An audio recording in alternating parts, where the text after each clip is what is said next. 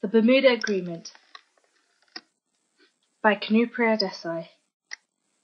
As airlines of the United States and Britain became better prepared to offer services to each other's territory, it became necessary that these fundamental differences should be reconciled, which is where the Bermuda Agreement came in.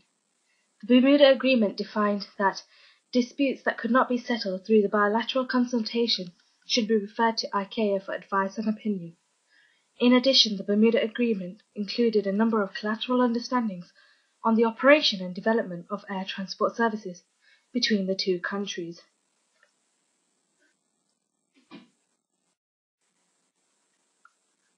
What is a bilateral agreement and what does it consist of?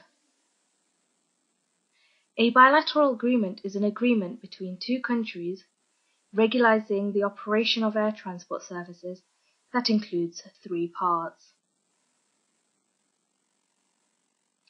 The first being the bilateral terms under which the air transport services are to be operated, fares, capacity, and frequency.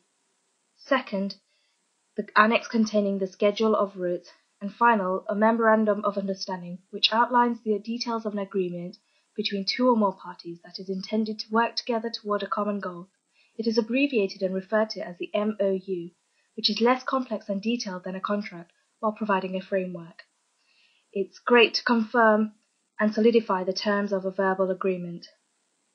The Bermuda Agreement is an agreement about air traffic services made between the United Kingdom and the United States, which came together during a meeting commencing in Bermuda, Hamilton, in 1946. It added 3 more freedoms to the 2 granted in the 1944 Chicago Convention, the first being a carrier may fly over the territory of another nation without landing.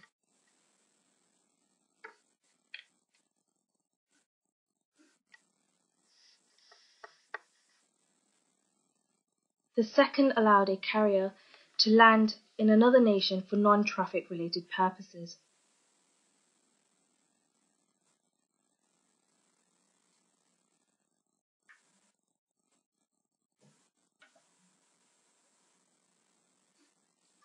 And the third allowed a carrier may drop off passengers from its own country in another nation.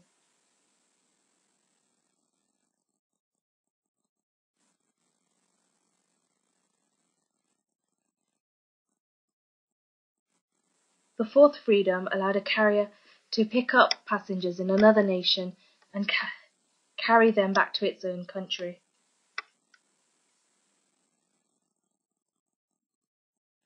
And finally, the fifth freedom of the air. This allowed a carrier to pick up passengers from a state other than its own and deliver them to a third state which is not its own.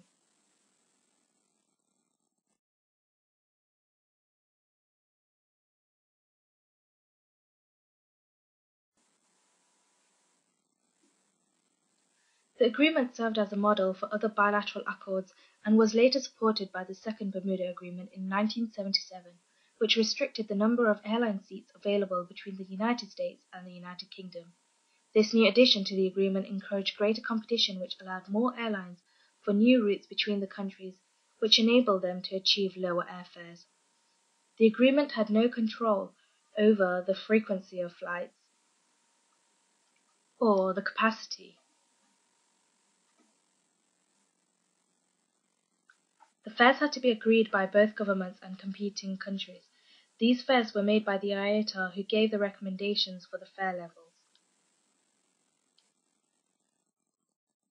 The airlines had to be delegated by their own government, and many routes had only one designated air carrier for each country.